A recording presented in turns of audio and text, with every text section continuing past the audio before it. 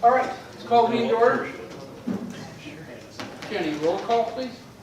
Amy Riddle Swanson. Here. Charlie Schneider. Here.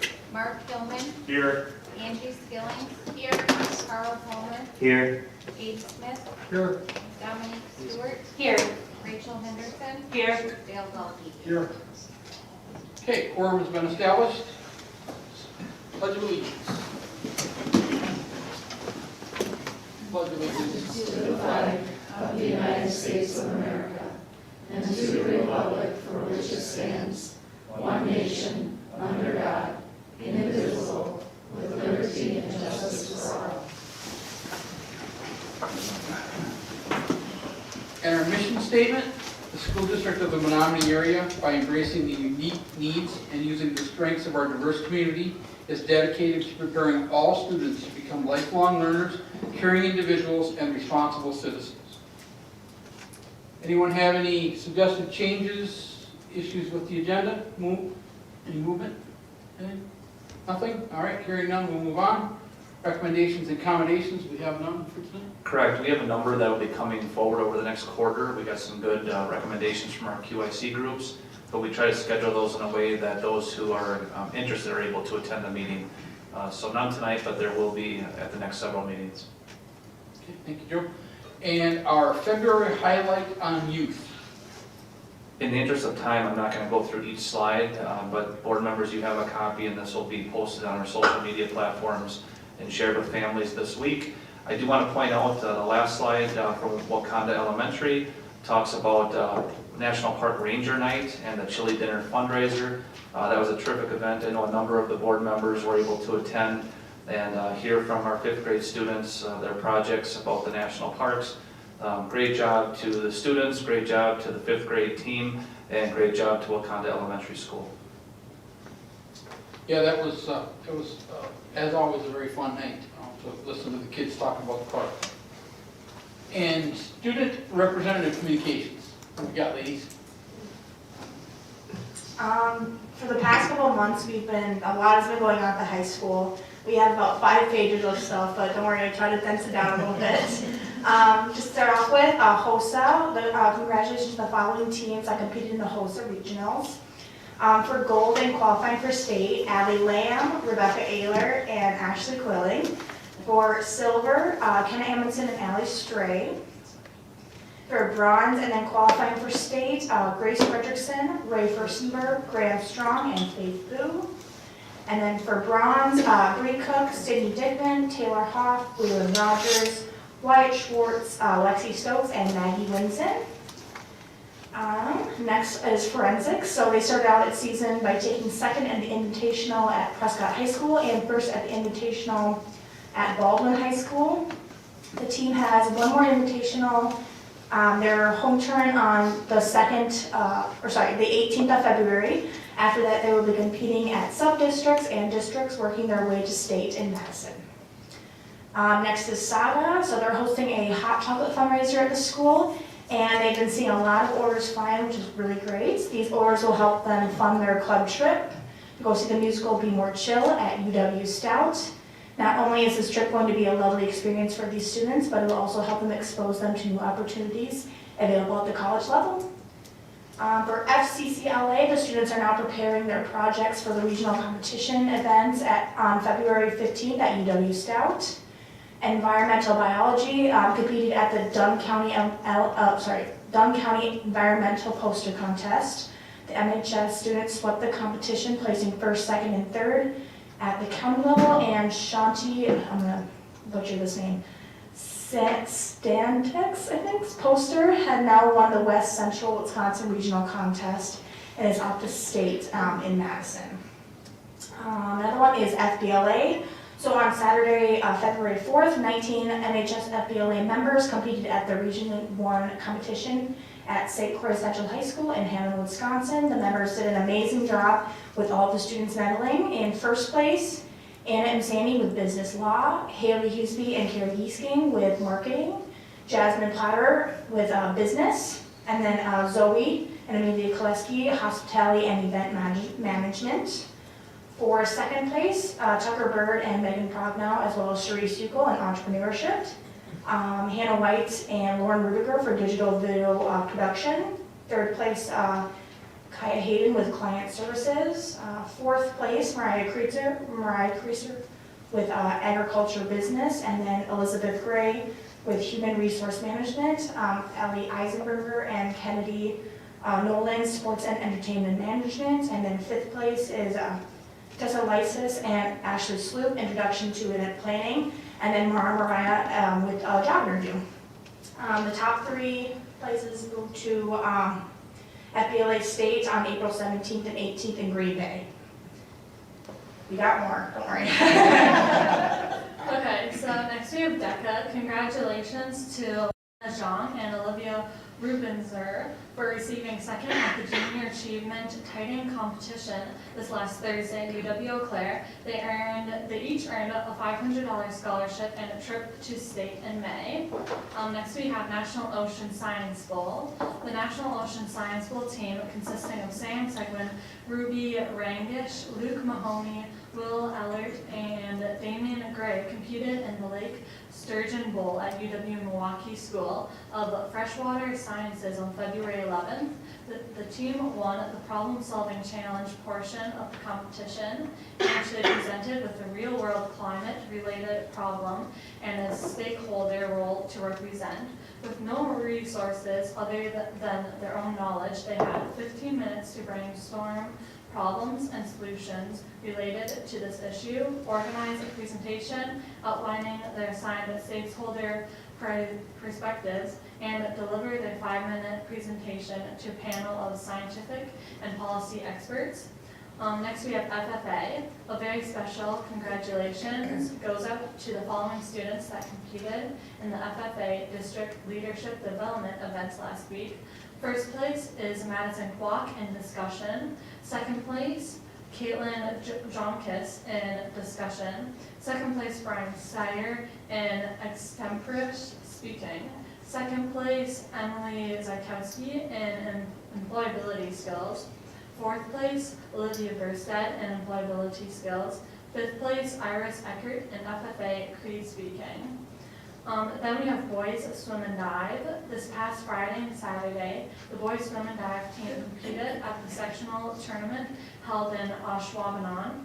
Friday night, Dylan Marby took home first place in the diving competition, earning himself a first place seed for the state competition. Top finishers were made in every event swam. The 200 melody relay of Gavin Hall, Dylan Marby, Cody Kazmarek, and Connor Clement placed fourth. Connor Clement placed fifth in the 200 freestyle and sixth in the 100 breaststroke. Cody Kazmarek placed fifth in the 50 freestyle and fifth in the 100 butterfly. Gavin Hall placed third in the 100 butterfly and sixth in the 100 backstroke. Thomas Syme placed fourth in the 500 freestyle. The team of Gavin Hall, Thomas Syme, Connor Clement, and Cody Kazmarek placed third overall in the 200 freestyle relay, which earned them a spot in the state competition. Gavin Hall also claimed a state placement in his 100 butterfly. Overall, our Mustangs won at third place overall out of the 11 teams competing. This Thursday, Gavin, Dylan, Connor, Thomas, and Cody will head down to Waukesha to compete Friday morning at the state swimming and diving competition. And last, we have wrestling. Menomonie Wrestling qualified 12 athletes to individual sectionals next week. Congratulations to Bailey Casey, who got third, Braden Casey, who got first, Colin Wolf, who got fourth, Kellen Ari, who got first, Luke Pember got third, Jake Anderson got third, Steele Schaefer got second, Brady Thompson got third, Bryce Shepard got third, Ben Hemelinsky got third, Cody Clark got third, Andrew Schaefer got fourth. The team will be wrestling in team sectionals on Tuesday at Eau Claire North. Wrestling starts at 6 p.m. Come over and pack the gym as the team looks to qualify for team state. And that is all we have.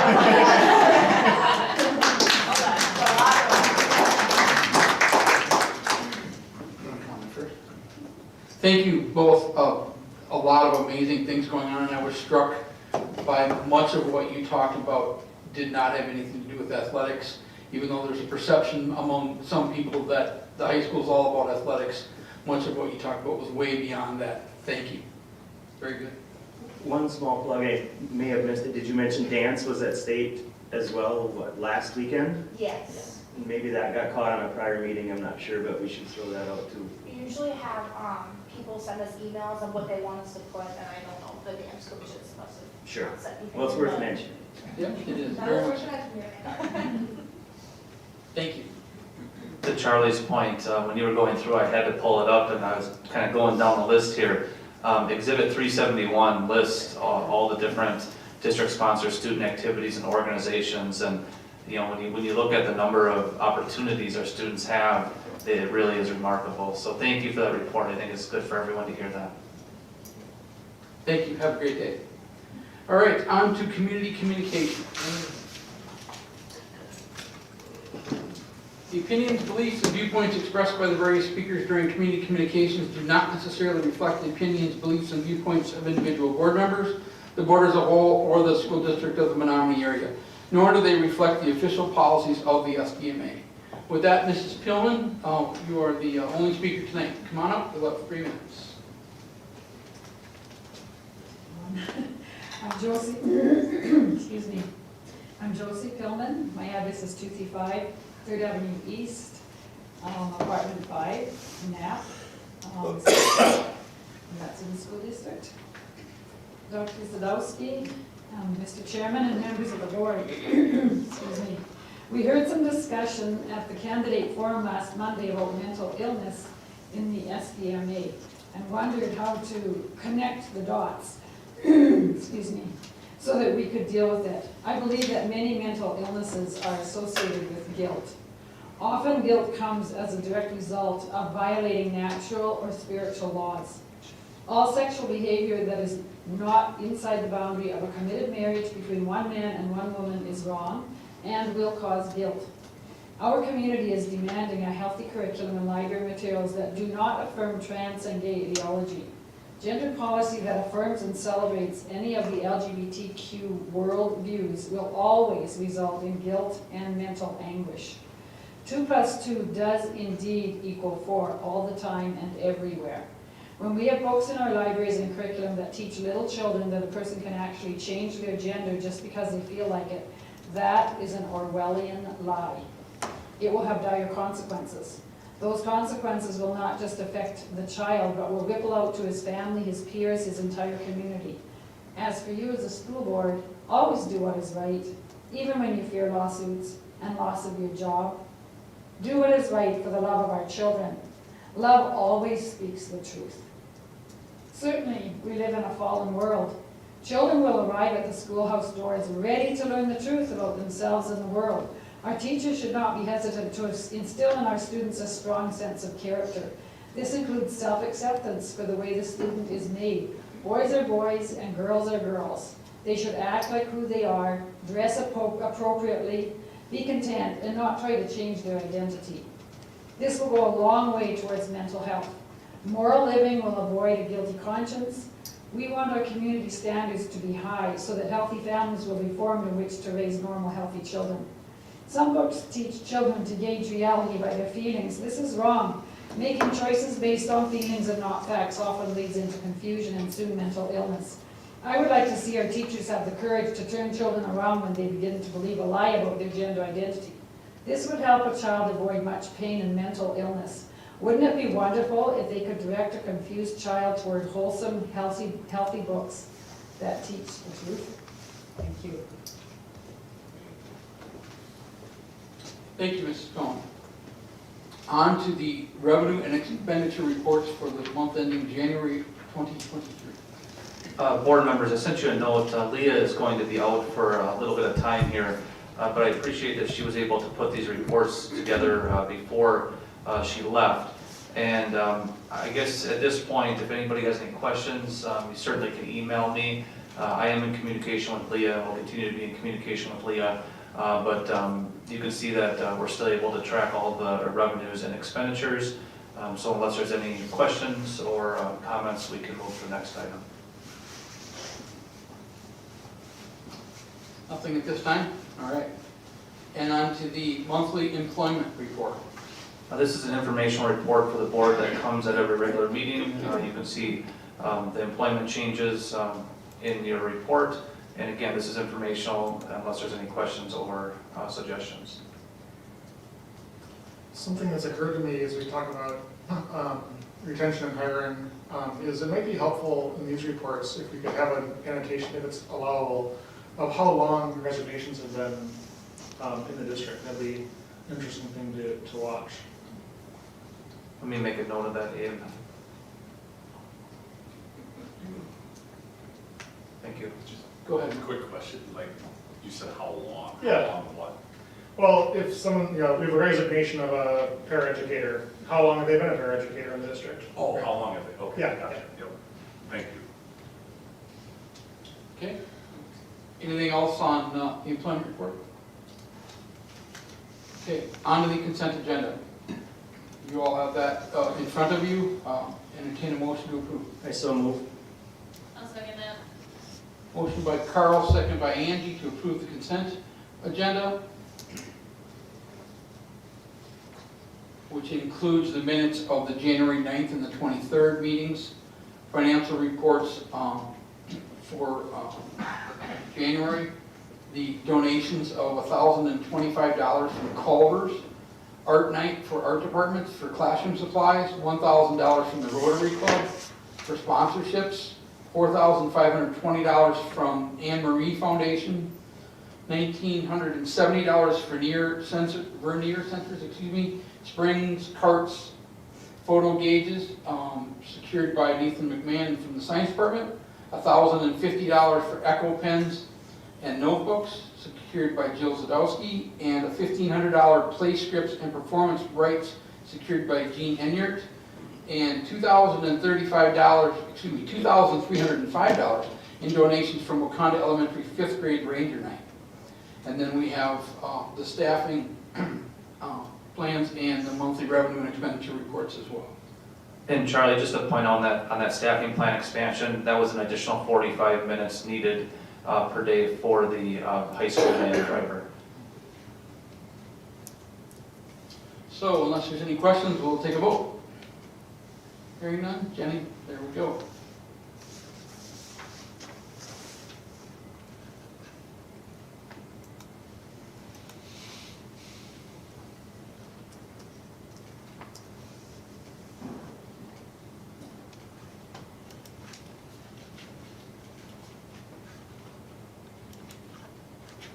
Motion passes 9-0.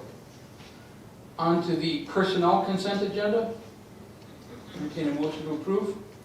I'll make a motion to approve. Second? I have a motion by Angie, a second by Abe, to approve the personnel consent agenda, which looks like it consists of a retirement, and looks like that's it, right? Yep, one retirement. Questions, comments, thoughts? All right, let's take a vote.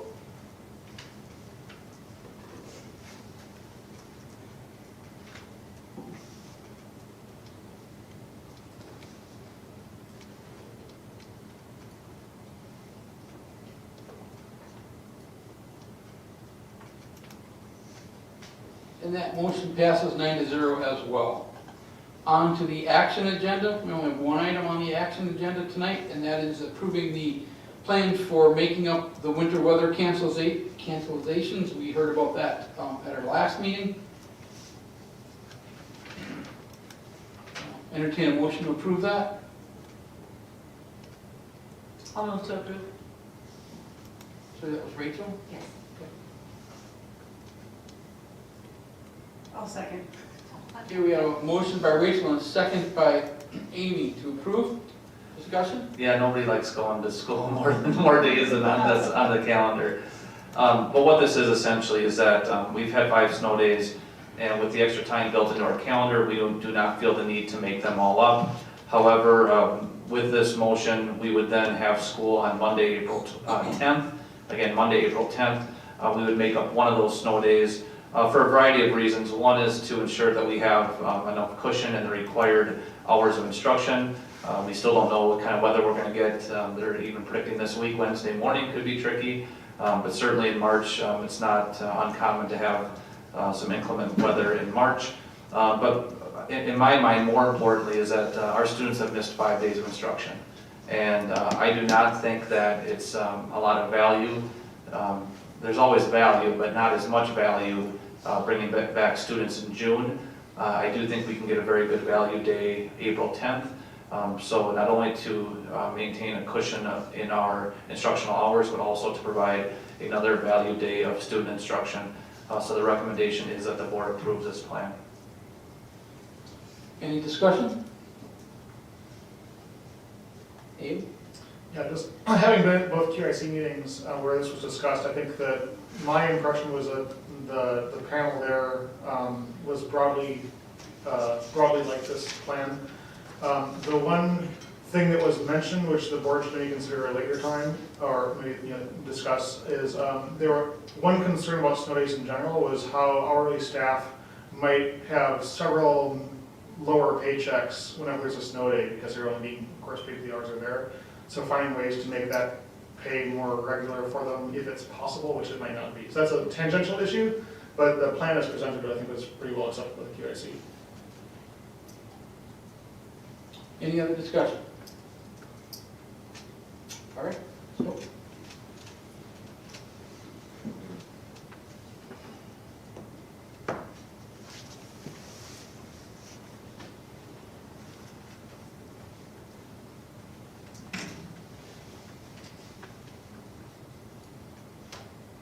okay, and that passes 9-0 as well. On to the discussion part of the agenda. First up is discussing the elementary principal staffing for 23-24. Yeah, this is informational, and I know that all district families received notice about this, but I'm not sure so much about our community members. So I just wanted to inform everyone that, first of all, we all should know that Oak Lawn Elementary Principal Lori Smith and Knapp Elementary Principal Kristen Humphrey will both be retiring at the end of the school year. We conducted statewide searches for both of those positions. We reviewed all applications. We did receive internal requests for transfer, and after reviewing all of the applications, the directors and I supported this, and I approved the transfer requests. So current Downsville Elementary Principal Keela Drought will be moving to Oak Lawn Elementary next year, and current Wakanda Elementary Principal Shannon Branch will be moving to Knapp Elementary next year. So both the Oak Lawn and Knapp positions have been filled, but now we have created 2 additional vacancies at Wakanda Elementary and at Downsville Elementary. So we have initiated a new search. We have contacted all the applicants and invited them to apply for the 2 new vacancies. We're also hoping to add to those candidate pools along with the timeline that's been shared. So, we wish Mrs. Drought and Mrs. Branch best of luck and congratulations in their new positions, and we thank Mrs. Smith and Mrs. Humphrey for their many years of service. Any questions? Do you have concerns about slightly more compressed timeline with probably a similar applicant pool? We always are concerned with replacing very good educators.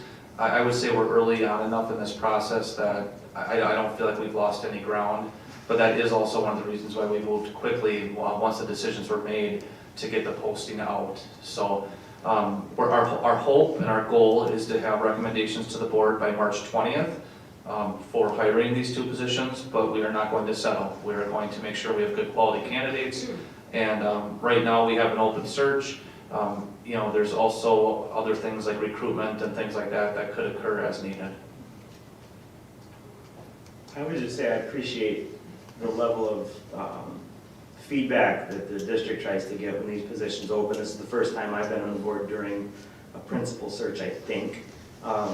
And so there's staff involved in candidate profiles, so what are we looking for in the first place? And there's surveys going out to affected families that go to those schools. So there's an awful lot of listening that is happening, and I really appreciate that as a community member, I guess. Thanks, Carl. And one thing, when we do meet with the staffs, and Sam and I met with Downsville staff right away last week, and we're meeting with the Wakanda staff tomorrow morning. When we go through the candidate profiles and create the profile, we always have to make sure everyone understands that, we're going to check as many of the boxes as we can, but sometimes there's a lot of boxes. But we also try to prioritize that. It's not just about how many boxes someone can check, but certainly every person has their own unique experiences and skill set, and it's really important we try to match those experiences and skill sets with the needs of our school district, school building, and the people that are being served. Thanks, Carl. I was wondering if you're able to share anything here, and maybe the answer to that is no, about what you might do in the next step of the search to broaden the candidate pool beyond what we got for the first job postings. Well, I think we have a pretty good system set up.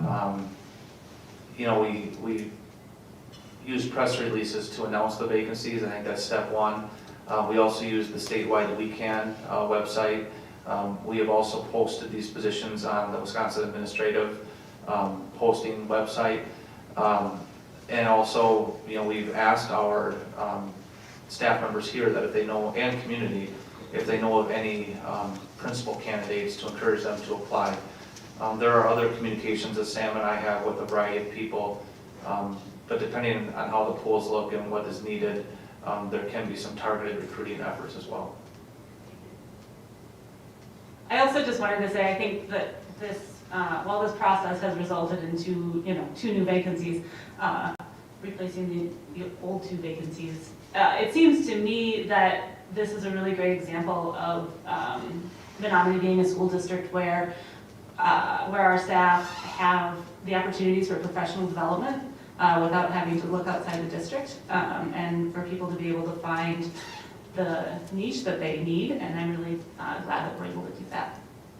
And I also wonder if the Downsville profile ends up looking suspiciously like this job. It's not uncommon, especially when you have a principal leaving that has done a very good job. We just want another Yeah, that the staff would like to clone the person leaving, and that's not always easy. Any other comments, discussion? No? All right. On to the student enrollment update from the second Friday in January. So I appreciate Tony Kowalski and the Student Services Department putting these reports together. You can see that in board docs, we not only have this year's report from 2023, but we also included the reports from the previous 2 years, so you can see how things have changed. Tony, is there anything you would like to point out in these reports? No, it's the number the 3260, that's the number of students in seats, so the number of individual students in seats. The actual count is a little more complicated than just giving that, because there's different formulas that we put in place, but to make it easier for you guys to read, 3260, it is down from our September count, which is very typical if you look back at a number of years. Our September count tends to be a little higher, and our January count kind of dips. As you know, kids and families enroll and unenroll throughout the year, so that does fluctuate. So for comparison purposes, if you look, January 2021 count was 3182, and then last year 3286, and then this year the 3260. So that's fairly typical for our school district. Our enrollment has been relatively steady. I would say that for a while it has seemed like we were on a pace of slow growth. I would say right now it's more just kind of stabilized. And certainly COVID, kind of threw all the growth calculations, or I'm sorry, all the enrollment calculations out the window there for a couple of years. But I think we're kind of settling into more of a stabilized enrollment pattern. Amy? Do you know what the difference is between the September third Friday and the second in January from this year? Oh, we were at 3277 in September, so. Okay, thank you. Any other comments, questions? All right. Moving on to curriculum transparency. So this is a report that the board had requested in a prior year, and I appreciate Brian and the people who worked on putting this report together. And the board spent a lot of time going through this last year, just kind of studying all the different content standards, curriculum maps, learning targets, assessment results, and the district library media catalog. And this report really is just that report updated. And we just felt it was important for the board to know that we continue to track this and continue to update it. Like I said, there's not many changes. Brian, is there anything specific you would like to point out tonight? No, other than since last year when we did this, each of our levels did take a look at the ways in which they communicate with families on an ongoing basis, look for ways to enhance that. I know as a parent of 2 high school-age students myself, the amount of communication that comes home, I've seen that increase from when my son was a freshman to when he's a senior. And at all levels, they took a look at trying to become a little more efficient with that information since the last report. And I'm sure board members, this is becoming a more common topic across the country. So this could be a good document that you could share with any constituents that might contact you about curriculum transparency. But perhaps even more important, and what I want to make sure we mention is that if anybody has a question about our curriculum or the books we're using or anything, we certainly invite them to reach out to the district office and we can help provide that information, or if nothing else, at least point someone in the right direction. I did notice at the candidate forum there was a question about curriculum transparency, and then there was a discussion a little bit about the school district website. And we did survey our families in the last, I believe it was about a year ago now, and trying to highlight what it is that people go to our website for the most. And really it was school meals and sports schedules. Those were the 2 big ones. And I think also the live stream links. So those things are front and center, whereas if you want to see what's going on in a certain classroom, you're not going to just go to the district website and have that be in the center banner. It's something that you either would search for or you would navigate to, which may or may not be intuitive for some people. So it's all on the district website, but if people have questions or would like to save some time looking, we encourage them to call the district office. Amy?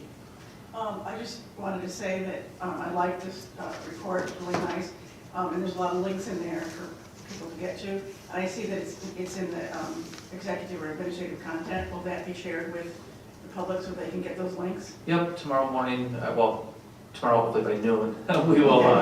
Okay, just want to make sure. We will move this report into the public domain. Morning goes to 11:59. I was curious, I also noticed that discussion happening last week, and I was, I think there's this is a little bit outside the scope of this agenda item, and I recognize that, but I guess I'm kind of wondering out loud, like if there are things that the schools could do, or parent groups could do, I guess I think of this, and maybe my PTO hat on, to help parents, and especially parents of younger elementary students, just sort of maybe peer-to-peer learning how to navigate these things and find things that they want. I'm reasonably good at navigating websites, I think, and sometimes it takes me a while to find things on a very complex website like a school district's, and a lot of people aren't that good at navigating websites or don't have the patience for it is probably more often the case. And if there are ways that we could make that, offer tutorials or make things a little bit more, just seem a little bit less of a barrier to families. Yeah, and I think that's why I would just suggest that someone give us a call. Give us a call or an email or stop in. That would be the best way, because we could have a tutorial for, our website does create thousands and thousands of pages of information. And I think that might be the easiest way to get someone what they want. Having done a lot of curriculum development at the college level, I recognize looking at these documents that this is, cumulatively the work of hundreds of people and hundreds of thousands of hours of work and whole careers, right? And so it's not surprising. It's very intricate and thoughtful and complex, and it requires some navigating skills. Any other thoughts? I was just going to say, when this first came out and we started talking about this and putting it on there, we were way ahead of the game. We might still be ahead of the game, I don't know, but because other schools are doing it now. But when we first started this, man, we were like #1 in our area to get that going. So that says a lot about, our district. And I would add, because it was fresh in my mind as well from Monday night, I drilled down in a few of these fairly deep, and I think I was able to find, I would think anyway, as deep as most people would want to go, short of looking at the actual textbook. I could see what was being taught and how long it was going to be taught and so forth. So I was pretty impressed with where you're able to, what you're able to see, and it wasn't, it didn't take as long to get there as I thought maybe it would. And these links were very, very helpful. This report was helpful for that, so thank you. Anything else on that? I just want to say, it's kind of nice to hear those things, because I was helping, I think my second year, I think the music department had to do this, and it was not fun. It was so not fun, but it does look super, it's good to look back and see it now. But it was worth it. Yeah, It was. some people might like that. I didn't feel like it on that side. All right, let's move on to discussing the 2023-2024 preliminary budget estimate. So again, ordinarily Leah would be here to go through this and take questions. Her and I have spoken about this, and I need to point out, and in the timeline, you'll see that this is very, very early. And please remember that we'll have an annual meeting in August, and even at that time, there's going to be a lot of information that we don't have that we will need before the budget actually gets considered by the board at the end of October. So we are very, very early in the process. This is just kind of an initial, really no decisions have been made. We just kind of cast forward things. So please don't get too alarmed when we talk about some of these numbers, although it is important that we, at the same time, cast forward things and see what the budget is looking like. So in this cast forward projection that Leah put together, if we were to receive no new money from the state, and if all these assumptions that she made, and she listed a number of those, if all that was made, we would be looking at about $2.5 million next year in the red. And typically, that might be a little bit more. It is a little bit more than what we would typically would see. It's not uncommon to see a deficit this far out because again, a lot of decisions have been made or have to be made. And you can see in her assumptions, for instance, she has 8.01% in the budget, the preliminary budget estimate for salary and benefits. Well, no decision has been made on salary and benefits yet. Another thing, she has dental in there at a 2% increase. We just got an email last week that our dental renewal will be a 0. So we already know that there's going to be a change there with the dental insurance, and there's going to be a lot of those things. The transportation, certainly we need to work with the transportation company and see what transportation is going to come in. Some things will come in higher, some things will come in lower. Generally at this point, it's more of a conservative estimate. So I would expect that gap to be closed a little bit more than expanded.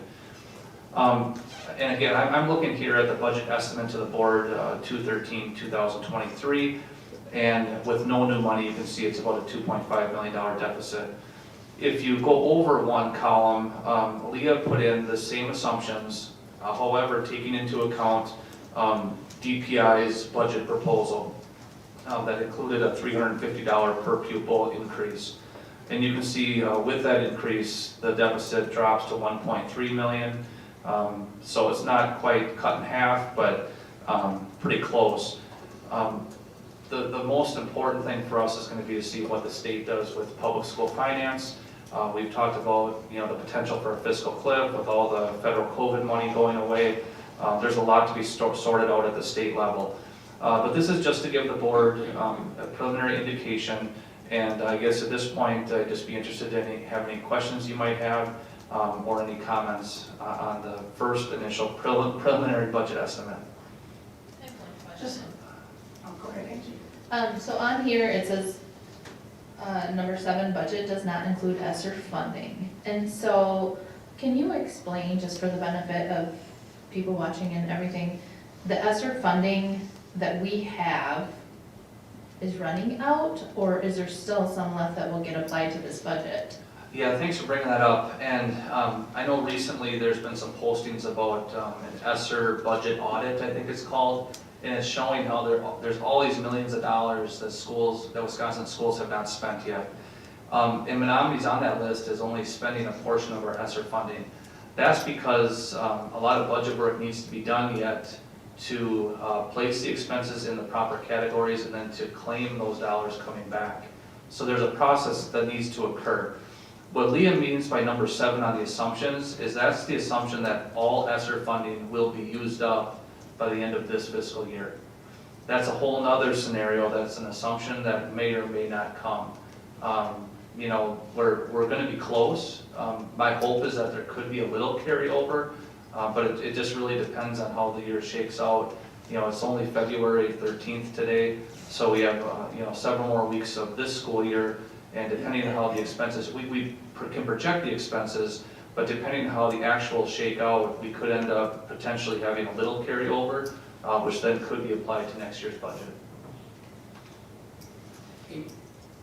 Just to piggyback on what Angie just said, if I remember right, all of the funds have to be, all the ESSER funds have to be depleted or spent by 2024, is that correct? Well, it depends on which ESSER you're talking about. Okay. ESSER 2, I think it's by the end of the summer, basically. You have to have it all claimed for ESSER 2, and then, yeah, I believe 2024, the end of that summer, would be for ESSER 3. Okay. Correct, Brian? And also for those that might like to know, Governor Evers is going to do his budget, present his budget on the 15th, I believe, is Wednesday. So obviously, you know, he's going to ask for what he wants, and then of course it's going to be hashed in the legislature to decide exactly what's going to be done, but that could be a starting place for people. And there'll be some additional information coming out. The group of CISA 11 superintendents has put out and developed a public notice, and I know that some newspapers have carried it just in this past week as a letter to the editor, and I think once the governor's budget proposal comes out, I'll be sharing with our community just some information about the fiscal situation that public schools are in. There's also been some real mischaracterization of the performance of public schools, you know, comparing our ACT tests with other states, whereas Wisconsin, you know, pretty much all students, or almost all students, take the ACT test, whereas in many states, they only take it if they want to. So it's really comparing apples and, I don't even want to say apples and oranges, it's more like apples and, what'd you say, rocks? Yeah, it's a very poor comparison that people have cherry-picked for their own, probably political purposes. But we'll share some information. You know, the whole process is really in the early stages, but it's going to be important that we continue to inform our community. And I know the school board will continue to talk about budget advocacy during the fourth Monday meetings of the month. And I would anticipate some of this we'll talk about at the end of February. Any other comments, thoughts on the budget? And I think this is probably clear to everyone, but one thing that I find difficult to figure out, well, something that will be quite a challenge is that these assumptions are in some sense structural, right? They're about ongoing funding processes, right? The numbers we see here, you know, if there's, you know, if state funding doesn't completely change in some fundamental way, and if the budget for our district remains the way it is, this will probably look similar the next biennium and the next biennium and the next. Now you can't project too far, right? But it's not as if we should solve this once. It's something we have to really think about carefully in a structural way in terms of ongoing, you know, expenses and revenues. So just that thought. I do want to point out, Abe, I think you said 3 ifs. maybe it was 2, but you're correct. I will say that we have been very fortunate here. We have, working with our staff and our stakeholders, we have been able to achieve some efficiencies that has allowed us to be, I would say, more successful than many of our counterparts. However, we've also made it clear, and I haven't said it for a while, and we will talk about compensation here tonight as well. We have been, I guess, fortunate, I could use that word. We've been fortunate in the life cycle and demographics of our staff that we are in a different spot than some other schools. Also with our enrollment, we just talked about how our enrollment has been relatively stable. That is much different than many schools in Wisconsin who are experiencing declining enrollment. So part of it is somewhat by happenstance, but also part of it, I think, has been some really good decision-making by school boards, how we've handled our long-term debt, the wiseness of our community with the referendum that we passed for our buildings. I think it was a very balanced referendum. It didn't go too far, but it provided our school district what we needed at the time and has worked well into the future. We've also had some terrific private partnerships. We go through these grant and donations every month. We receive terrific support from that aspect. There's been a number of reasons that we have been able to be successful despite the fact that the state has not provided public schools with revenue increases that have kept up with inflation. That's a huge problem, and it has really caused havoc in a lot of school districts. It almost was a point of pride, I would say, in some sense, that in Menomonie, we haven't really had to talk at all about an operating referendum. Whereas, you look across the state, it's almost 50% of schools now that have had to have, I'm sorry? I was gonna talk about operating referendums, but, so you're saying 70% of schools have now had an operating referendum? That's what DPI presented. Okay. Well, I know it's way, and it's increasing exponentially. It's not linear. And if this continues the way it's going, I mean, you can see it, it's not feasible to continue our same programming with the resources that were being provided. And that doesn't mean that we don't want to continue to look for efficiencies. We're always looking for efficiencies. Our building principals, our staff. A lot of times we don't even have to tell our staff that, hey, we need to look to try to save some dollars. Our staff members are very frugal. They're always looking to be efficient. But sometimes, we're going to have to reallocate and do some things like that. My point being, though, is that, if you look and you look out the projections into the future, without some sort of more predictable funding mechanism that at least follows through with inflation, there are going to have to be changes with the finances here in Menomonie. When we get to the staffing, like I was going to mention, the compensation, you can see that we have a relatively young staff. And there's a lot of great things about that. However, we also need to understand that the staff we have today, you project this down 10, 20 years, the same exact footprint of a staff could very easily cost us, 2/3 more than what we're paying right now. I'm digging for it in the report from earlier, but could you remind me of approximately what is our fund balance for just the, fund? Okay, so the fund balance coming into the year was about 16 million. But anytime we talk about that fund balance, I want to be very cautious to say that the district had to work extremely hard to get that fund balance to the point where we do not have to either short-term borrow or use a line of credit and then spend additional dollars on interest payments. We do not receive revenue on a regular basis, monthly or something like that. We receive revenue in large chunks, spread out throughout the year, not in a real organized fashion. So in order to make payroll and to not have to pay interest for short-term borrowing, the district needs to have a fund balance like that. And Dave, I'm sure you know this, the fund balance, that's all one-time dollars. So as soon as we start talking about using fund balance, and I think that's probably where you were going. Yeah, I was not suggesting we use it. I know you're not. I know you're not. But since we brought it up, anybody who's watching, I want, because school finance is complex, I want to make sure people understand. That sounds like a lot of money. Well, if you're looking at a $2.5 million deficit, and most of that is, ongoing recurring expenses, you'll be broke before you know it.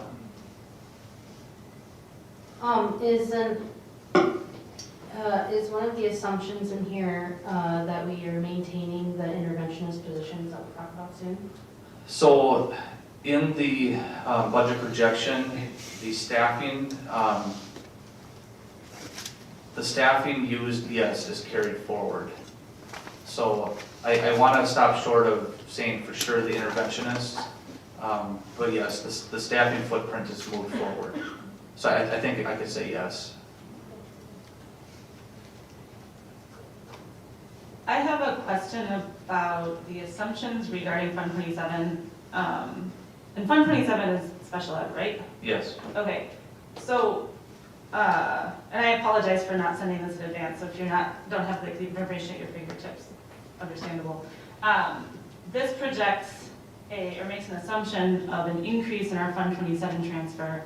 And I'm wondering if that's, I know we won't know anything until the legislature does what they do, but is there a possibility that special ed funding increases would decrease that need for the Fund 27 transfer? Yes, and when we look at the number of special education, or I should say the amount of special education programming in our school district, when you hear the DPI or the governor or the legislature talk about increasing reimbursement for special education costs, that would be huge for Menomonie. Yeah. Because we are regularly making large transfers from the general fund to Fund 27 because funding for special education is not sufficient for the expenses that we have in that area. Yeah. Thank you. And I asked that in part because I wanted to piggyback off of your last comments, just regarding, these assumptions that are creating these projected deficits are things like our need to fund special education out of our general fund because the state's not doing it for us, or our need to, or the increase in transportation that we have absolutely no control over, well, almost no control over. And, I think Menomonie is an incredibly well fiscally managed school district, and so these projected deficits really are due to, as you said, structural factors that aren't something that we can simply cross things off of our priority list.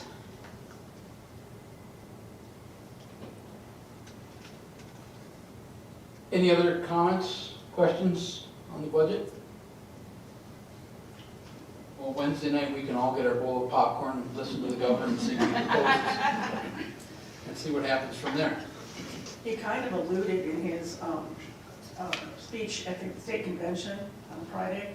He did kind of allude to some of the things he's looking for. And one of them was quite an increase over the 2 years for categorical A for special education.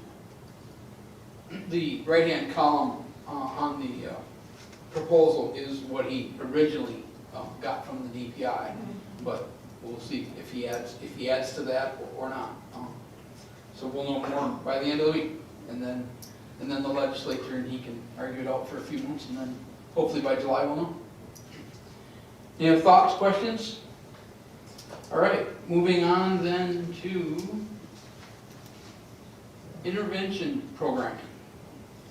So I don't want to steal too much of Brian's thunder because he has done the lion's share of work on this, along with our business department and others in the school district. But I think the tagline that really you need to understand is that intervention programming, providing academic intervention for students who are not performing at grade level, is something that our district has prioritized over a number of years now. That priority continues to be a major emphasis today, and we have put our money where our mouth is when it comes to the importance of this program. You can see that we are now spending about $1.2 million in salary and benefit costs associated with academic intervention services. Not all of it out of the general fund, but it's a significant investment that our district continues to make. So Brian, I pretty much took the most important piece. If you could please step through this, that'd be great. Yeah, thank you very much for that introduction. I think you set it up well. So intervention in the district, a little bit of background. Would have been about 2012, response to intervention in the state of Wisconsin became a program that all districts really had to take a look at how to provide academic supports. At that time we referred to it as RTI, the primary source for academic interventions for students who were not being served through special education. was through title services, which is federally funded.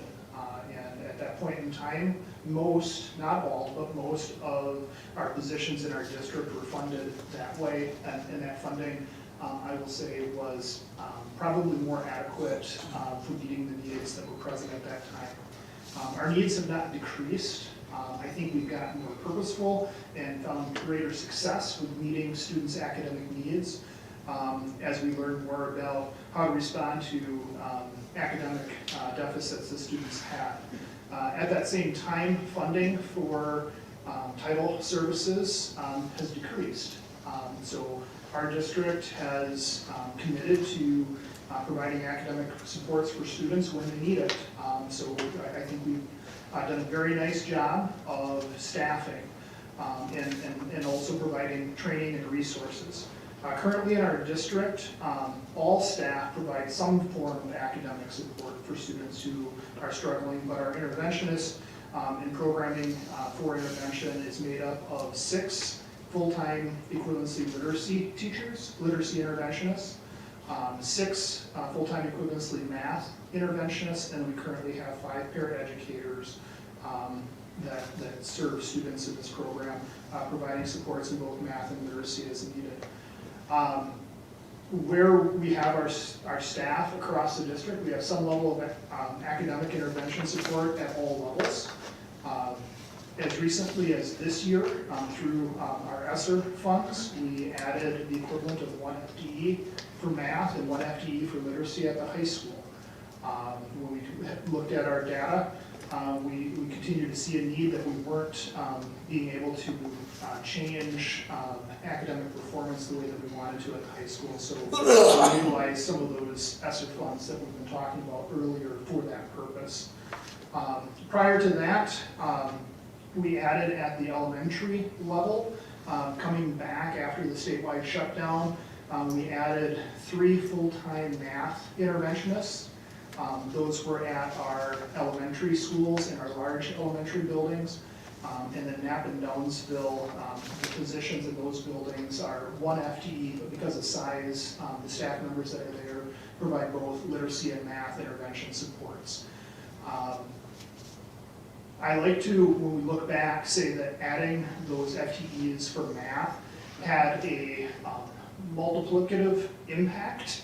Not just because it's math, but because it allowed us to focus. Joe's laughing, it's my dad joke. But it allowed us to separate some of the responsibilities, because before that time, it wasn't that we weren't providing academic interventions in the area of math, but the staff members that were responsible for literacy were also responsible for math interventions in those buildings. So this allowed staff to specialize in literacy and math.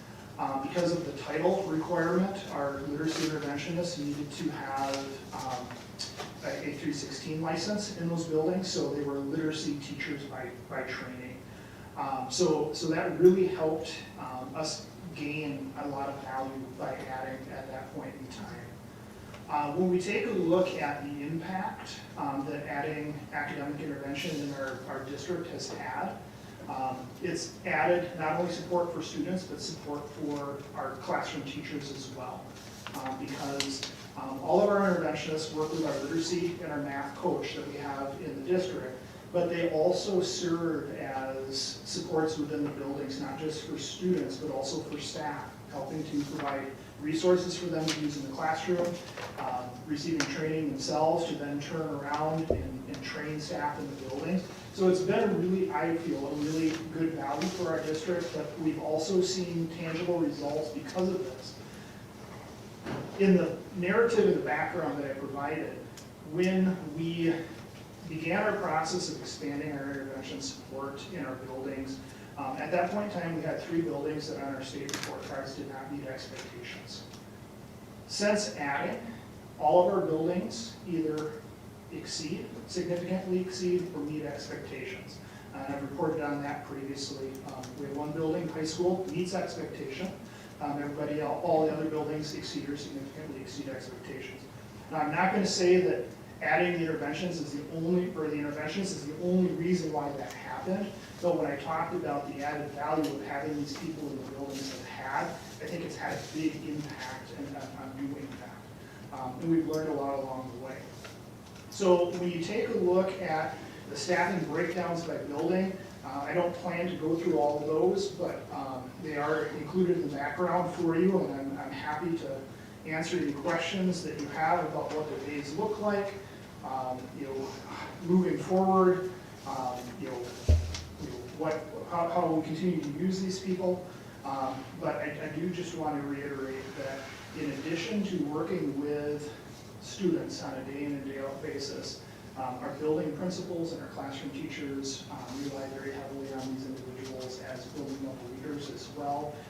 They are staff who, when buildings pull together the data teams, they are expected and have the background and the training to do this, but they are expected to be able to quickly analyze the student performance data, provide summaries, and act as a conduit with our academic coaches as well that we have. So if there are any questions, I'm happy to take those at this time. Yeah, I have one, just for clarity. I wasn't sure, do these roles support special education students as well, or no? So the short answer is, if that is the best way to provide support or need, yes. They do not, they're not a special ed teacher, and they don't have a special ed caseload. They have students that have been identified that they would work with. In most cases, they are not working with, or they're not the primary support for a special education student. In the multi-level system of support process for a student to qualify to receive services through special education, they have to go through a series of documented interventions where we can rule out that it's not because they didn't have support that led them to not be successful in the classroom. So it's a step in the process for a student to be safe. Good. The second part of the question was, during the last period of time where we've had such a struggle with staffing, were those folks being pulled into subbing at all or very much, or did we lose some benefit of their special skill set because they were having to sub other stuff? Sure. The interventionists absolutely stepped in, and they filled in for colleagues when they were out. We tried not to have them be the only ones that were pulled out. Different buildings handled that differently to prioritize how they approach. But every time that we pulled them out, it extends the process for intervention, and if the student is on a special education referral. So we try to have as little disruption as possible, but yeah.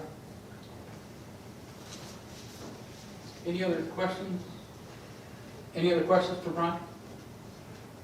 Just a couple things to point out. So from the dollars and cents of it, I do want to point out, I already mentioned it's about $1.2 million of an investment. And an investment is what it is. But you can see that about $363,000 came from federal Title I funds, about $313,000 from local sources, and then about $544,000, almost $545,000 through this ESSER money, this COVID money. And again, this is partly where this fiscal cliff comes into play. So in the discussion, and those are some really good questions, I want to double check with the principals, but the interventionists, and any principal, feel free to chime in. Not only are they doing great things with the students, and Brian talked about how they support the teachers, but as a staff member in the building, they're also sharing the load of some of the duties like bus duty and recess duty and things like that. Is that correct? Yeah, definitely. They, when there's so many different responsibilities that are throughout school day, and just more hands makes lighter work, and it certainly helps. And Brian, again, it was about 2012. Is that when the intervention, was that what it said? Yeah, well, so 2012 is when we started working on the intervention model that we currently have. And then from a time frame standpoint, that really held until about 2017, when we added a math interventionist at the middle school based off of the data that was present in that building. Then we made some enhancements in the 18-19 school year, and then 19-20. We tweaked a little bit with making Knapp and Downsville a full-time interventionist as opposed to a half-time interventionist split between the two buildings in a couple of different ways that we met the needs there. And then when we came back in the fall of 2020, our intervention model looked largely like it does today with the exception of the high school. So we've made some additions when we've had opportunities to do so based off of student academic need. And moving forward, if we're in a position where we need to do something different with intervention, again, this would be something then that we would have to look at. The needs of the students are not changing or going away. So I think we have been efficient in how we have done it up to this point. At the same time, it would definitely present a challenge if we did not have these positions.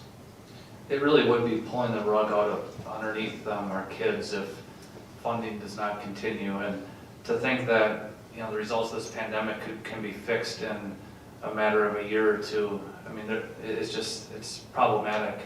And then, part of the response to this intervention piece prior to the pandemic had to do with changes in best practices for students struggling academically and the process of referral and ending up receiving special services or special education.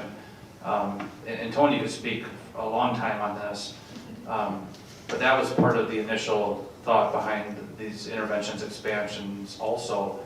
So there's a lot of intertwined pieces to what our school district has done in this program.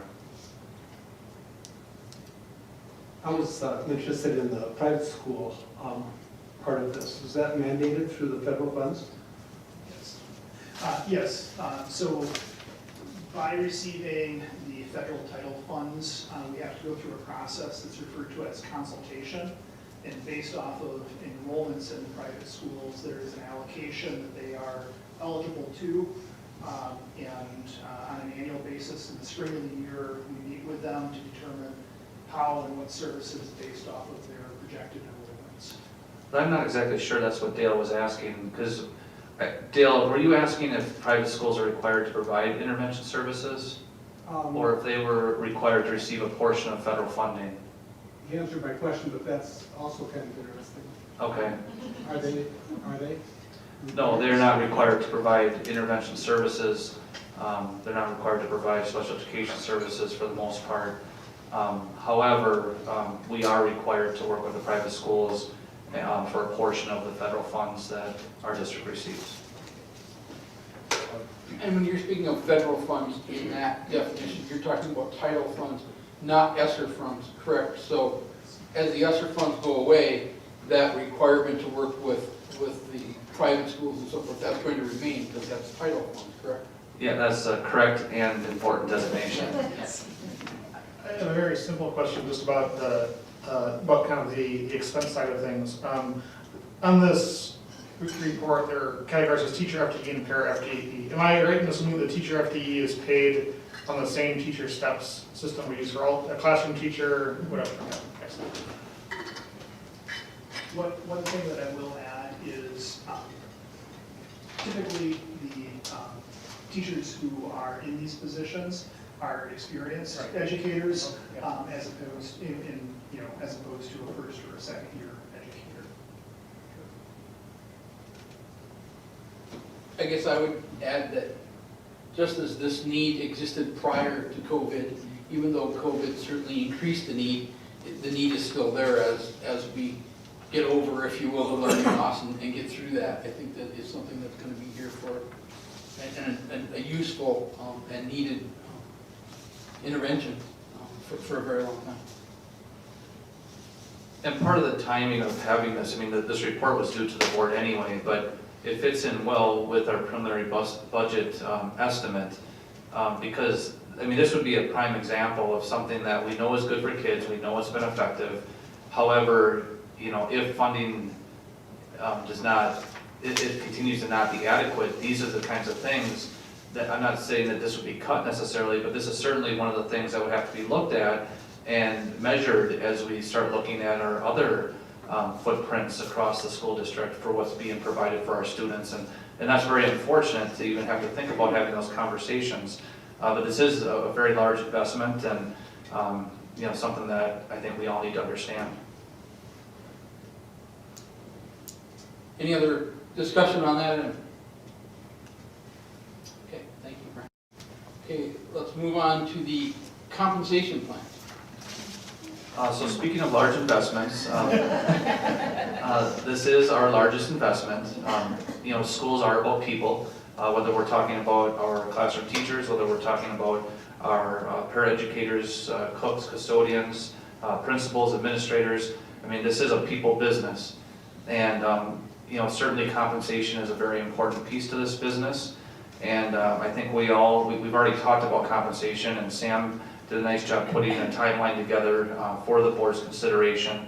And kind of the next step on this timeline is to start looking at comparables. And my message from the board is that, the comparables are very important to make sure that we're remaining competitive. Now, we're not necessarily going through comparables trying to pick, one district against another or one position against another, but, generally, is our compensation competitive? Is it in line with what people can expect? I think we all would agree that we would love to see compensation in public education be improved. I think we would all love to see our teachers and our paraeducators and everyone compensated more. At the end of the day, though, I think we also understand that we live in a system that there's only so much revenue, and the board has difficult decisions to make. In looking at our compensation, though, and in a review of our conference, the Big Rivers Conference, it is interesting to note that the average salary for our teachers is $54,985, and that goes back to last year's figures, which are available on the Department of Public Education website. And looking just at the average salary, it ranks fairly low in the conference. But it is also important to understand that not all districts have the same demographics in terms of the teaching staff. We have had a number of teachers retire over the last several years. I think the demographics of our school district, are a big part of that. So even though our compensation is towards the lower end of the conference, so is our average total years of experience, which is 12.85. So the average amount of experience for teachers in Menomonie is 12, almost 13 years. When you consider the total experience into the average salary, you can see that the salary per years of experience in Menomonie is actually very competitive, actually at the top of the conference in terms of how much salary per year of experience we are expending. We're higher than the average, we're higher than the median, and we're higher than the adjusted average, which takes out the top school and the lowest school district. These figures also do not include the longevity incentives, which are not very much, but anywhere from $250 to $1,000 for the employees that have been in the school district the longest. So from that standpoint, you can see it's very competitive, but that also goes back to what I said just a few minutes ago, how we could keep the same exact staffing footprint and cast that forward 10 or 20 years, and the same exact staffing footprint is going to get a lot more expensive. Our average salary will go up, and then more than likely the salary per years of experience would go down. So I think this is more a reflection of where we are at in our current staffing demographics, but I think it also shows that based on where we're at, we're pretty competitive. Any questions so far? When we lose a teacher to another district, is it typically within the Big Rivers Conference, or is it more locally to the Boys Hills and Glenwood cities and Durans and so forth? I would say, and Sam can certainly add to this as well, I would say it really varies. I think a lot of it has to do with teachers' family situations, either going maybe back to their hometown where they're from, or being married and wanting to be closer to their spouse or their spouse's work or their spouse's family. I would say typically Menomonie teachers, more times than not, would go to a school district as large or larger, but certainly that's not the case all the time. Sam, you see these as more than I do even. Do you have anything to add to that? No, I think that's pretty accurate. Most of what we hear is that their personal situation has changed and therefore they're looking for something closer to home. Whether that be Eau Claire or, somewhere even further away from Menomonie. Thank you. The reason for my question was I was wondering if the pay scale in the neighboring districts, not necessarily in the conference, would compare to the pay scales that within the conference. So, but if they're not, if that's not where people are going, it probably isn't. Yeah, and it can vary quite a bit. You'd be surprised. Different school districts have taken different approaches based on what they perceive their needs to be. I know, at least one of our neighbors, they've really bumped up their starting pay, and they actually start higher than we do. But I think they also are bringing in people at that starting pay more often than we do. And then in Menomonie, typically when you get to about year 10, 12 around there and get your master's degree, our school district has still prioritized that additional education, that additional experience, and that's really where kind of where our salary schedule excels, would be kind of that mid-range teacher with their master's degree. Mark? Just a quick question. What's all involved with the average total experience? I mean, does that take into consideration schooling and everything, or what is involved with that number? That's simply the number of years that they've been a teacher in Wisconsin. So that is. So you mentioned that years was affected by a lot of retirements in the Menomonie district. I wonder how that compared to those teachers that left for other reasons besides retirement. I mean, do we have young staff because of retirement or because they left for other reasons? I think there's some of each. Certainly, especially in the last 4 or 5 years, we've really seen more of an exodus away from public education to the previous decade. I think we do pretty well here, though. I mean, when we compare average total experience compared to average local experience, that gap really shrinks. Our average total experience is almost 11 years, whereas when you look at a lot of the other schools in the conference, there's a much bigger gap between their total experience and their local experience. So I would say there's some of both there, Dale. I also think that the Menomonie School District, there were some very good retirement benefits that I think allowed people to retire early. I think we held on to some of those comprehensive benefits longer than some other school districts. And I don't mean that towards any particular individual.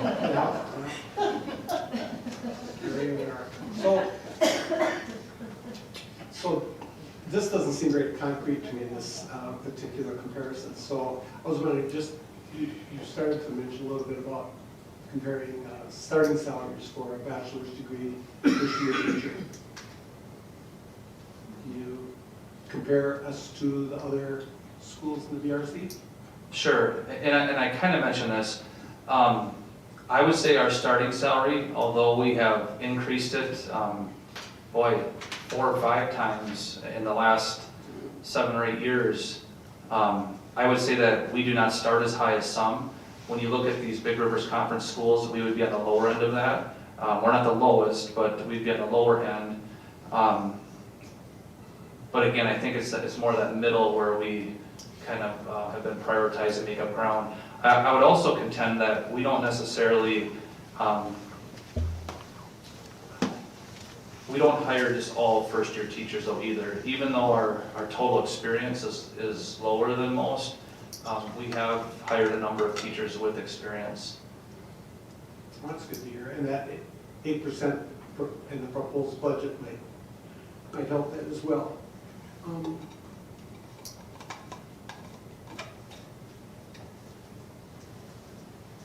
You mentioned that this doesn't include teacher longevity incentives.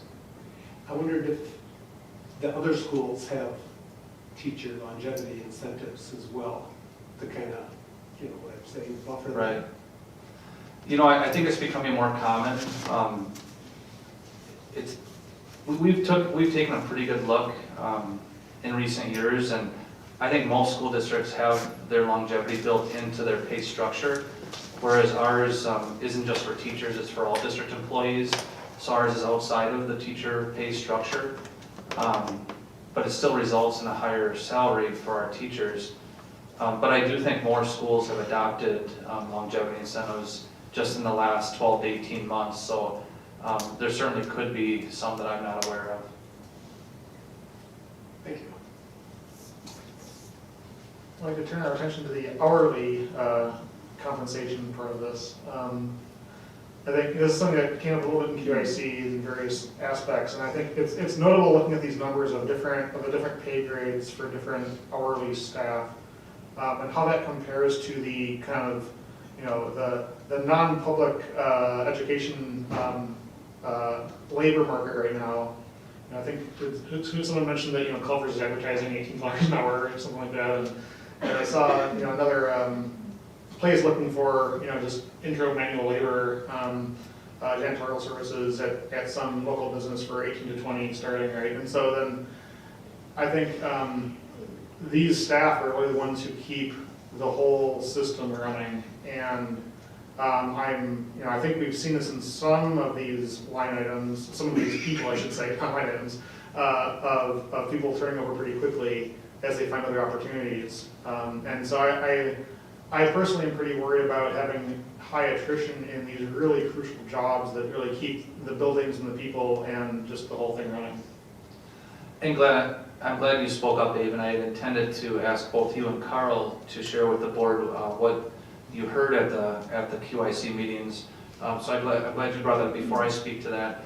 Carl, is there anything else that you wanted to add? Yeah, I would kind of shadow a little bit of that. We heard that message that, you know, there's certainly jobs that have maybe less, you know, intentional meaning to coming to school and working with our kids that are paying as good or better. The teachers meeting is the one I was able to attend. I wasn't able to attend the hourly. But the teachers at the teachers meeting absolutely value everything those paraeducators bring. And so I hate to call having good paraeducators a benefit, but it is to our teachers a benefit, not just to their ability to teach and manage a classroom and take off, you know, the burdens of some of those things. When you think about what's the right person for the right job, you know, in any business, you know, do you pay your physician to be the one checking patients? And no, because that, you know. Maybe another way to say that, Carl, to rephrase a little bit, is that if we're looking at the student experience, students need good paras. Right, they also absolutely. need good teachers, they also need good lunch staff, right? But at the same time, you don't want to pay a teacher to drive the school bus, or, right, there's only so many teachers, there's only so many paraeducators. And so the friction really is, the external market is pressing on our paraeducators really hard. They talked about, you know, paraeducators want this to be a living, and, you know, it's hard to do that when I just pulled this when we were talking about the comparables for teachers. Yep, Hudson teachers are making a little more, and the median house price in Hudson right now is $535,000, and in Menomonie it's $240,000. So there are some differences that affect us from outside of our school walls that are pressing from, you know, all these areas, but definitely heard how important paras and the other folks are on the hourlies to the teaching staff and their satisfaction and their retention, and you can't put dollars on some of that. Yeah, I was really impressed with that as well, because not only did we hear it from our hourly staff, but from our teaching staff as well, with the concern, primarily with the paraeducators, but all of the hourly employees. And I do want to point out that we had a pretty good system in place pre-pandemic, where we were kind of on a 3-year rotation, where we would look at hourly and really kind of do an in-depth study of hourly wages with all the comparables and such, and then, you know, look at market adjustments and things. 1 year would be hourly, 1 year would be teachers, and then the next year would be more like coaches, advisors, and other support staff.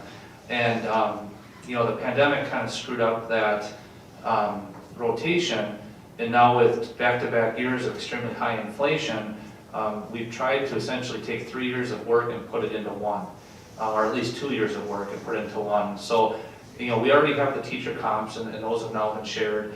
I know Sam and her team are working on hourly comps, which that's why I took the teacher comp part of this, because it's much easier. The hourly, the hourly compensation. The hourly compensation comparables is very difficult because you have all sorts of different classifications, and the data is not nearly as readily available, especially when you go outside of public schools. So we are going to continue to work on that. We are planning to meet with the QIC team again, if not before, it'll be in April. But I do want to point out that with the hourly wage schedule, we recognized some of these issues, and we actually eliminated the whole first level of the hourly scale, because at the time it was important to all of us that we moved all those wages up past $15 an hour, and you can see they're all well beyond that. But even with those changes, the way the employee market is right now, I think we're going to continue to look at this, and I think when we have the comparables, that'll help inform things. Sam, is there anything else that you wanted to add? Just that, with the hourly comparables, just like Joe talked about, we have about 15 that we're looking at, 15 different positions that we're comparing not only to other school districts, but external groups as well. So we include UW Stout, we include City of Menomonie, and I think this time we'll be looking for maybe some other private sector pieces. It is a little bit difficult, I will say, just because, and I think you see this with the teachers too, benefits can drastically impact somebody's experience. And so, we talk all the time about the benefit of working for the school system is that typically you don't have nights, you don't have weekends, you don't have holidays. That doesn't necessarily seem to carry as much weight as it used to. And so we also want to be cognizant of some of those other benefits that might be impacting someone's experience and their desire to look elsewhere. And make sure that we are providing the best possible experience and benefits here for our staff, our hourly staff especially in this time. And part of the elephant in the room is you have to go all the way back to Act 10, but whether it was through legislation, through that act, or whether it be based on the resources schools have, the amount of contribution that employees now are required to make towards retirement and towards health care, it is significantly higher than what it used to be. So yeah, you can talk about, and you missed the summers, by the way, Sam, if we're going to be promoting our positions. But Sam's right. You talk about summers, weekends, holidays, outside the school day, not having hours that you need to work. That's very valuable for a lot of people. But it's not valuable if you can't afford to live. And with all these other things that are now required, for some people, not having to contribute to health insurance or opting not to have any kind of retirement plan, that may be what a number of people have to do or choose to do. And, it has made it a lot different in schools. But as we look to this 8% CPI, I think one, we need to be very competitive with our salaries and wages, but I also think this could be an opportunity. I don't think we necessarily need to look at 8% as a value in terms of simply wages and salaries, especially when we talk about our hourly folks. I do think there could be some opportunity there with how we are currently doing our health insurance, for instance. To kind of piggyback off what you said, I guess this is maybe more of a question for you. When hourly people are considering benefits and they're not working summers, not getting a paycheck, and they're taking health insurance, and that premium is just that much higher than throughout the year. Plus that premium is really high for some of these hourly wages. Is there a program that we have for our health insurance where if employees participate in a health program that they get reduced health insurance prices? I think the one thing that we do have is the Virgin Pulse program, which is kind of a pedometer overall wellness program, and they can get money back for that, but it doesn't contribute directly to their health insurance. So yeah, we do offer a single high deductible health plan for someone who might not be in need or interest of a real comprehensive plan. So there is a less expensive option, but I don't think that that's very attractive or, yeah, I think, it used to be, and I think it still is in some cases, that some of our hourly employees, they really are here for the insurance. And that's pretty much, for some of them, there's not a whole lot left after they contribute to their insurance. Amy, did you have a comment as well? The only thing I wanted to say is, I appreciate what Carl and Abo said about, helping teachers out. It's important to have these peer educators and the living wage and all of that. But bottom line is also our students. That's the bottom line. That's what we're all here for. Thinking about benefits, last fall we had the discussion about the healthcare plan and its rates and so on, and there was some discussion at that point about looking at the FSA and HSA options that might be out there, basically deductible, et cetera. It's a very tangled world out there with health insurance. But, we're going to probably start to, I'm sure you're already investigating it, but I'm sure as a board we'll start thinking about that in the next summer and fall again, for the yearly revision. And one thing to keep in mind about those benefits is that, these contribution-based systems like HSAs are of benefit only if you have the cash to put in them, right, or someone does. And so that's always a limiting factor of these various tricks you can play with benefits, is that you need the cash on hand to save it. And if you're already at a wage which some people find difficult to get by for all sorts of reasons, that can be difficult. Help me understand the levels. What determines where hourly wage person is placed at what level? Generally, and I would say more so with the hourly than the teaching staff, the hourly start at the first level. So there have been some very rare occasions when someone might have some very specialty skills. They may be able to speak multiple languages or have sign language or some specialized medical training that's needed for a particular student. There have been some very unique times like that where someone has not started at a beginning level, but otherwise generally they start at the beginning level and they're at that level for 2 years, even though that wage adjusts with some sort of inflationary adjustment from year to year, but then there's more of a lane market change after that second year, and then they can progress through the system. Generally with hourly employees though, Dale, you won't see as many steps as you would in a teacher scale. Okay, I think I got it figured out now. Okay, thank you. So, like, for clerical one, is the difference, if I'm reading this right, the difference in wage between working from like your first year to 20 years is like $1.80?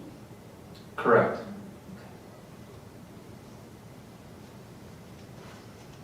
For some of these, you just mentioned kind of special skills. I can certainly see for a peer educator, certainly having multiple languages, sign languages, such as extremely beneficial. Among the custodial staff and other sort of less directly student interacting, are there special skills there that which people have which move them up steps? I imagine if a maintenance person maybe has a licensure in being an electrician or something, right? Versus being, What I would say with that, Abe, is that a person who has specialized skills generally would promote out of that classification. So for instance, a regular custodian, they could end up getting their license to be a spray applicator, something like that. Well, that would make them a better candidate for a major maintenance position or some of the other things that you mentioned. Someone who's very organized, who's very punctual, things like that, they would be a good candidate for a head custodian position. So I would say that more times than not, you would see someone progress through those classifications. Thanks. Any other discussion? I think the theme of the night is we have a lot of needs, and we probably don't have a lot of money to fill those needs. And we have to rely on the state to see what they do, but it's going to be a a tough go, because there's a lot of things going on here that you know, just competing on the hourly scale with other businesses in town is gonna be tough. But Charlie, and I know you want to wrap this discussion up, as a superintendent, I'm very encouraged how many times the discussion got brought back to kids. And on both sides of the table, you know, because I think we all understand that, you know, in order for our kids to be healthy, we need to have good custodians and keep our buildings clean. You know, we already talked about the importance of the paraeducators, certainly the teachers in the classroom. I think we all understand when we're talking about this, it all goes to kids. And I think that's the key to some degree, and maybe that's an advantage that we have, is the people that are in these positions are about the kids as well. And they might be able to go somewhere else and make more money, but they enjoy that interaction with the kids, even the custodial people that I interact with often through my daily job. They love seeing those kids every day. And they could probably go somewhere else and make more money, but they enjoy what they do, and I think that's a benefit to us. But there's also a point where that's a tipping point for them, right? Well, that district-wide initiative that we have this year in trying to ensure that every single student has an adult they can trust, you wouldn't believe how many times it's our custodian or our clerical or our food service person that they are the ones being identified by the kids as someone they can trust and go to. All right, moving on to Charlie? next. Yes, I'm sorry. I just wanted to add one thing. I just thought of, there was just recently on our email from DPI, some information about the shortage of teachers and how many are leaving for other occupations after that first year. And they evidently don't see that meeting with kids as a value. But it was an interesting, I haven't read all of it yet, but I just received it just before our meeting here today. I do think now is a good time to be aggressive with our pay schedules. All right, moving on then to items related to next meeting dates. So we have the diversity committee next Monday, the primary election on Tuesday. Everyone please vote. On, what would that be, Thursday, the safety committee, and then the following Monday, another school board meeting. Spring break, the 13th through the 17th, and then the school board meeting on the 20th. Joe was probably going to remind me that we don't have that first meeting in March, right? Only the second meeting. So, any other thoughts, questions on that? Those on those committees, remember to schedule those. All right. Entertain a motion to adjourn. So moved. Second. Amy and Dominic.